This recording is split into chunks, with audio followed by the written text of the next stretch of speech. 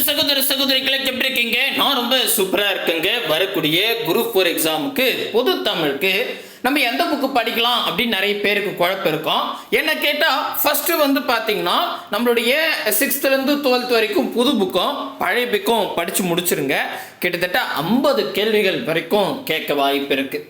அது எப்படி அவ்வளோ ஸ்ட்ராங்காக சொல்கிறீங்க அப்படின்னு கேட்டால் 2025 குரூப் 4 எக்ஸாமுக்குள்ள புது சிலபஸ் வந்துச்சுல்ல, நிறைய அவுட் சோர்ஸ்லேருந்து கூட கேட்டாங்க, நிறைய பேர் சொல்லியிருந்தாங்க இல்லையா. அதில் வந்து பார்த்தீங்கன்னா கிட்டத்தட்ட 50 கேள்விகள் புக்கில் அப்படியே நேரடியாக இருக்குதுங்க. அப்படியே இந்த பேஜ் நம்பரில் இந்த இடத்துல போய் பாருங்க அப்படின்னு சொல்கிற மாதிரியே நான் ஒரு ப்ரூஃபும் எடுத்துகிட்டு வந்திருக்கேன். இதை எப்படி டவுன்லோட் பண்ணுறோம் அப்படின்னு சொல்கிறேன், ஏன்னா பிடிஎஃபாக கொடுக்குறேன். ஃபர்ஸ்ட் ஆஃப் ஆல் நான் ஓவர் வியூ சொல்லிடுறேன். ஆமாம், 6th இருந்து 12th வரைக்கும் புது புக்கு பழைய புக்கு ஃபுல்லாக படிக்கணுமா அப்படின்னு கேட்டால் தேவையில்லை. நம்ம சிலபஸ் முதல்ல எடுத்துக்கோங்க. நம்ம சிலபஸில் என்னென்ன தலைப்புகள் எந்தெந்த புக்கில் கவர் ஆகுது, எங்கெங்கே இருக்குது, அதை மட்டும் நீங்கள் செலக்ட் பண்ணி படித்தா போதும். நான் இந்த ஒரு எக்ஸாமை வச்சுக்கிட்டு மட்டும் சொல்லலை. நான் வந்து பார்த்தீங்கன்னா இந்த சிலபஸ் மாற்றத்துக்கு அப்புறம் டிஎன்பிசியில் மொத்தம் 7 எக்ஸாம் நடந்திருக்கு. அதில் ஒரு குரூப் 4, அப்புறம் குரூப் 2, அதுக்கப்புறம் ஒரு மற்ற எக்ஸாம். சரிங்களா? ஸோ இந்த எக்ஸாமில் கேட்கப்பட்ட கேள்விகள் புது புக்கில் பழைய புக்கில் எங்கெந்தெல்லாம் கேட்குறாங்க அப்படின்றத டெப்த்தாக அனலைஸ் பண்ணி தான் இந்த ப்ரூஃபை உங்களுக்கு சொல்ல போகிறேன். சரிங்களா? ஸோ அதில் ஒரு உதாரணத்துக்கு இங்கே பாருங்களேன். இந்த கேள்வியை இங்கே வந்து அதுவும் வந்து பார்த்தீங்கன்னா புது புக்கு பழைய புக்கில் எங்கே படிக்கணும்னு சொன்னேன் இல்லையா, புக் ப்ரூஃப் கொடுக்குறேன்னு சொன்னேன் இல்லையா, அதையும் யூனிட் வைஸாக பிரிச்சிருக்கேன். ஃபார் எக்ஸாம்பிள் இப்போ யூனிட் 3 எழுதும் திறனா, அதில் எப்படி கேள்வி கேட்டிருக்காங்கன்னா மரபு தொடரை தேர்ந்தெடு அப்படின்னு சொல்லியிருக்காங்க. காட்டில் சிங்கம் டேஷ் யானை டேஷ் அப்படின்னு கொடுத்துருக்காங்க. இதுக்கு ஆன்சர் வந்து பார்த்தீங்கன்னா 8th புக்கில் 6வது பேஜ் நம்பரில் தமிழ் மொழி மரபு அப்படின்ற சாப்டரில் வந்து தெரிந்தும் தெளிவோம்ன்ற ஒரு கலர் பாக்ஸ் இருக்கும். இங்கே இளமை பெயர் ஒளி மரபு அப்படின்னு இருக்கும். இதில் ஒளி மரபுல இருந்து கேட்டிருக்காங்க. அதாவது சிங்கம் வந்து காட்டில் முழங்கும், யானை பிளரும். பாருங்கள், இந்த ஆன்சர் இங்கே இருக்குது பார்த்தீங்களா. ஸோ அப்படியே டைரெக்டாகவே கேட்டிருக்காங்க. புரியுதுங்களா? அதே மாதிரி இன்னொரு ப்ரூஃப் காட்டுறேன் பாருங்கள். யூனிட் 7ல் வந்து கேட்டிருக்காங்க. கடைசங்க காலத்தில் தமிழகத்தில் எழுதப்பட்ட எழுத்துக்கள் அழைக்கப்படும் விதத்தை கண்டறிக அப்படின்னு கேட்டிருக்காங்க. இதுக்கு ஆன்சர் வந்து கண்ணெழுத்து. இதுவும் வந்து பார்த்தீங்கன்னா புது புக்கில் 9வது பேஜ் நம்பரில் இது பாருங்கள், கண்ணெழுத்துன்னு இருக்கும். சரிங்களா? மேபி இங்கே மங்களா கூட இருக்கலாம். ஆனால் பேஜ் நம்பர் கொடுத்துருக்கதால நீங்கள் தாராளமாக கிராஸ் செக் பண்ணி பார்த்துக்கலாம். சரிங்களா? ஸோ இதே மாதிரி தான் நான் ஒவ்வொரு யூனிட்டாக மொத்தம் 7 யூனிட் பிரித்து கொடுத்துருக்காங்க இல்லையா, அதில் எந்தெந்த யூனிட்டில் எவ்வளோ கேள்வி கேட்டிருக்காங்க அப்படின்ற லிஸ்ட்டும் பிரிச்சிருக்கேன். 1 by 1 பார்க்கலாம். ரொம்ப இம்பார்ட்டன்ட். ஏன்னா நிறைய பேர் குழப்பிட்டு இருப்பீங்க எங்கே படிக்கிறது ஏது படிக்கிறதுன்னு. அது ஒரு பெஸ்ட் சொல்யூஷனாக இது இருக்கும். சரிங்களா? முக்கியமாக நம்ம சேனலுக்கு நீங்கள் புதுசாக இருந்தால் சப்ஸ்கிரைபிள் பண்ணி வச்சுக்கோங்க. இதில் வந்து பார்த்தீங்கன்னா மொத்தம் நமக்கு 7 யூனிட் கொடுத்துருக்காங்களா. அதில் யூனிட் 1 வந்து பார்த்தீங்கன்னா இலக்கணம் 25 கேள்வி கேட்க போகிறாங்களாம். இந்த 25 கேள்வியில் புது புக்கும் பழைய புக்கும் சேர்த்து 13 கேள்வி கேட்டிருக்காங்க. அதுக்கு நான் புக் ப்ரூஃபே கொடுக்குறேன், தாராளமாக செக் பண்ணி பார்த்துக்கலாம். சரியா? அதுக்கப்புறம் யூனிட் 2 வந்து சொல் அகராதின்னு சொல்லிட்டு அதில் 15 கேள்வி கேட்குறேன்னு சொன்னாங்க. 5 கேள்விகள் புக்கில் இருந்தே கேட்டிருக்காங்க. அதுக்கப்புறம் யூனிட் 3 வந்து பார்த்தீங்கன்னா எழுதும் திறன் அப்படின்னு சொல்லிட்டு அதில் 15 கேள்வி கேட்க போகிறாங்க. அதில் 6 கேள்வி புக்கில் இருந்தே நேரடியாக கேட்டிருக்காங்க. சரியா? அதுக்கு அடுத்ததாக வந்து பார்த்தீங்கன்னா யூனிட் 4 வந்து கலை சொற்கள் 10 கேள்வி கேட்குறேன்னு சொன்னாங்க. அதில் 2 கேள்வி புக்கில் நேரடியாக இருக்குதுங்க. பழைய புக்கில் கூட ஒரு கேள்வி இருக்குது, ஆனால் அதில் வந்து இங்கே ஆங்கில சொல்லாக இருக்குது, அங்கே தமிழ் எழுதி வச்சுருக்காங்க. அதனால் நான் அதை சேர்க்கலை. மேபி அதையும் சேர்த்தா 3 கேள்வியாக மாறிடும். சரிங்களா? அது ப்ரீவியஸ் இயரில் வச்சுருக்கேன், அதை பற்றி நான் அப்புறம் சொல்கிறேன். சரி, அதுக்கு அடுத்தது யூனிட் 5 வாசித்தல் புரிந்து கொள்ளும் திறன் 15 கேள்வி கேட்க போகிறாங்க. அதில் 3 கேள்வி டைரெக்டாக ஒரு பேராகிராஃப்லேருந்து கேட்டிருந்தாங்க. சரிங்களா? ரைட்டு. அதுக்கப்புறம் யூனிட்டு 6 வந்து பார்த்தீங்கன்னா எளிய மொழிபெயர்ப்பு 5 கேள்வி கேட்குறேன்னாங்க. பட்டு ஒரு கேள்வி கூட புக்கில் இல்லை. சரிங்களா? ஆனால் ப்ரீவியஸ் இயர் கொஸ்டின் இருக்குது, அதை பற்றி நான் பின்னாடி சொல்கிறேன். அதுக்கடுத்தது ஃபைனலாக யூனிட் 7 வந்து இலக்கியம் தமிழறிஞர்களும் தமிழ் தொண்டும் 15 கேள்வி கேட்குறேன்னு சொல்லியிருக்காங்க. 15மே புக்கில் இருந்து கேட்டிருக்காங்க. அப்போ இந்த யூனிட் தான் புக்கில் இருந்து கேட்குறாங்க அப்படின்னு தெளிவாக தெரியுது. ஆக மொத்தம் 100 கேள்வி இல்லையா? அந்த 100 கேள்வியில் 44 கேள்வி நேரடியாக புக்கில் இருந்தே கேட்டிருக்காங்க. அப்போ நீங்கள் 50 சொன்னீங்களே, ஏன் இப்போ 44 சொல்கிறீங்க அப்படின்னு கேட்டால் 6 கேள்விகள் புக்கில் இருக்கிறத படித்து ஆன்சர் பண்ணிடலாம். ஃபார் எக்ஸாம்பிள் இப்போ சொல்கிறேனே, இப்போ யூனிட் 3ல தொடர் இலக்கணம் கொடுத்துருப்பாங்க. அதாவது தன்வினை, பிறவினை, செய்வினை, செயல்பாட்டு வினை அப்படின்னு சொல்லியிருக்காங்க இல்லையா? இப்போ பிறவினையிலேருந்து ஒரு கேள்வி கேட்டிருக்காங்க. பிறவினைக்கு நம்ம 9th புக்கில் டெஃபினேஷன் இருக்குது. அந்த டெஃபினேஷன் படிச்சிருந்தா அந்த கேள்விக்கு ஆன்சர் பண்ணலாம். சரிங்களா? ப்ராக்டிஸ் கொஷின் தான் இல்லையா? அந்த மாதிரி ப்ராக்டிஸ் கொஷின் வந்து 6லேருந்து 7 கேள்விகள் கேட்டிருந்தாங்க. ஸோ 44 கூட அதையே சேர்த்துக்கிட்டா 50லேருந்து 51 கேள்வி புக்கில் இருந்தே கேட்டிருக்காங்க. முக்கியமாக இதை நோட் பண்ணி வச்சுக்கோங்க. ஃபார் எக்ஸாம்பிள் இன்னும் கூட ஒரு ப்ரூஃப் காட்டுறேன் பாருங்களேன். இதை பாருங்களேன், இது வந்து 2025 குரூப் 4 எக்ஸாமில் ஒரு கேள்வி கேட்டிருக்காங்க.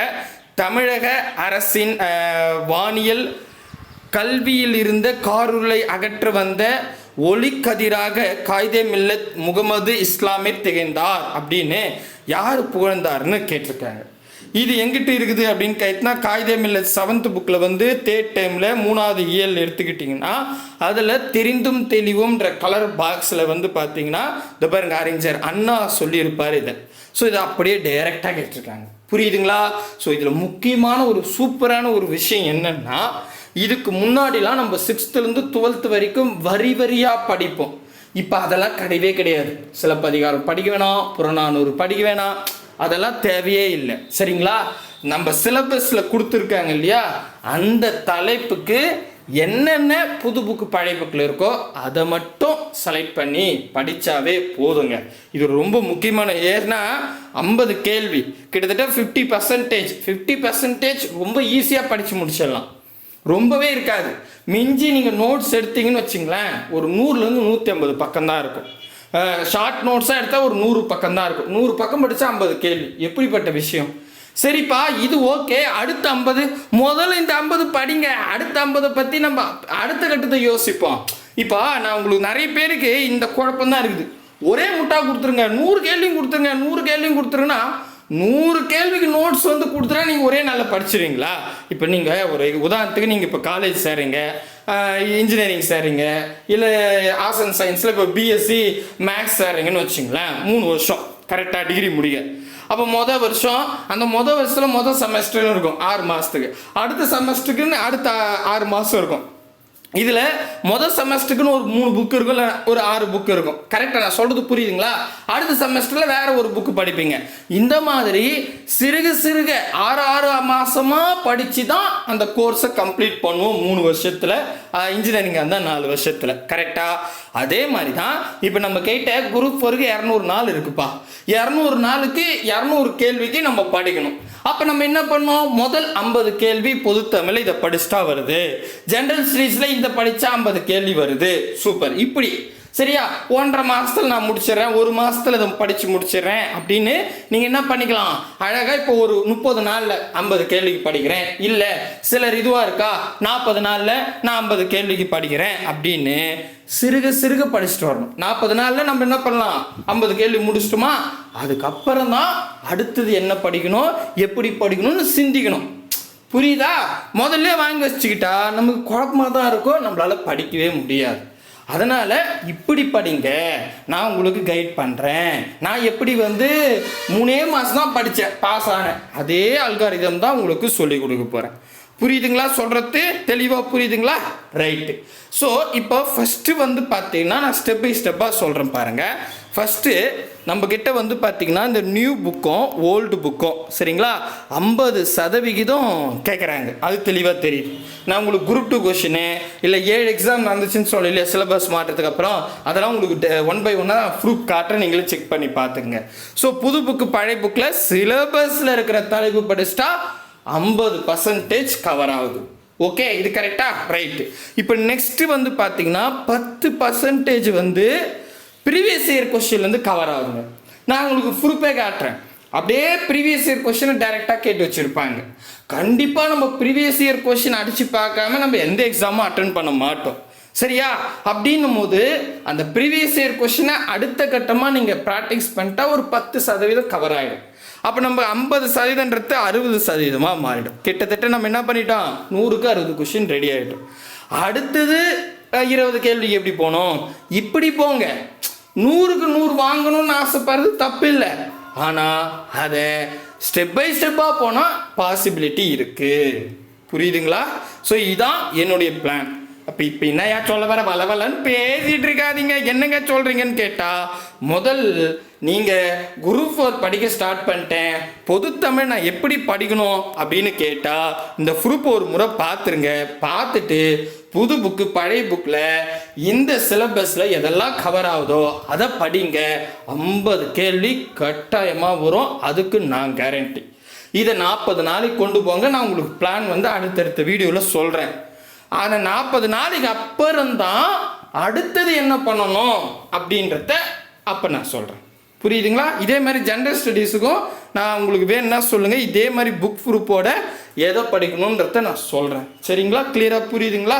குழப்ப வேண்டாம். முதல்ல படிக்க ஸ்டார்ட் பண்ணும்போது ஏன் இவ்வளோ குழப்பம்? சரியா? புரியுதுங்களா? ரைட்டுங்க. சரி, இப்போ இந்த பிடிஎஃப் எப்படி டவுன்லோட் பண்ணுறது? கீழே டிஸ்கிரிப்ஷன் வாங்க, டெலகிராம் குரூப் 2 லிங்க் இருக்கும். ஏதாவது ஒரு குரூப்பில் ஜாயின் ஆகிடுங்க. அது கீழே வந்தீங்கன்னா பிடிஎஃப் அப்படின்னு எழுதியிருப்பேன். அங்கே ஒரு லிங்க் இருக்கும், அதை கிளிக் பண்ணுங்கள். அதை கிளிக் பண்ணால் நம்ம வெப்சைட்டுக்கு போயிடுவீங்க. நம்ம வெப்சைட் போனால் ஒன்றும் இருக்காதுங்க. அப்படியே ஸ்க்ரோல் பண்ணிட்டு வந்தால் ஒரு டேபிள் கட்டியிருக்கோம் 2026 குரூப் 4ன்னு.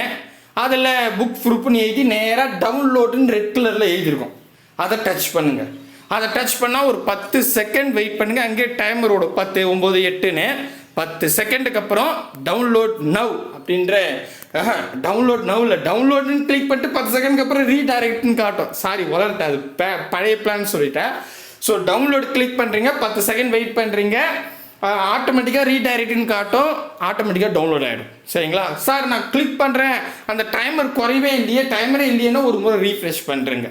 சரி, நம்ம ஃப்ரீ சர்வீஸ் பண்ணுறதால அதிகம் பேர் வந்தால் கொஞ்சம் ஸ்லோவாக இருக்கும். அதனால் ஒரு ரீஃப்ரெஷ் பண்ணிட்டீங்கன்னா கரெக்டாக ஒர்க் ஆகும். சரிங்களா? புரியுதுங்களா? நான் ஃபஸ்ட்டு கமெண்ட்லேயும் இந்த பிடிஎஃப் தரேன். சரிங்களா?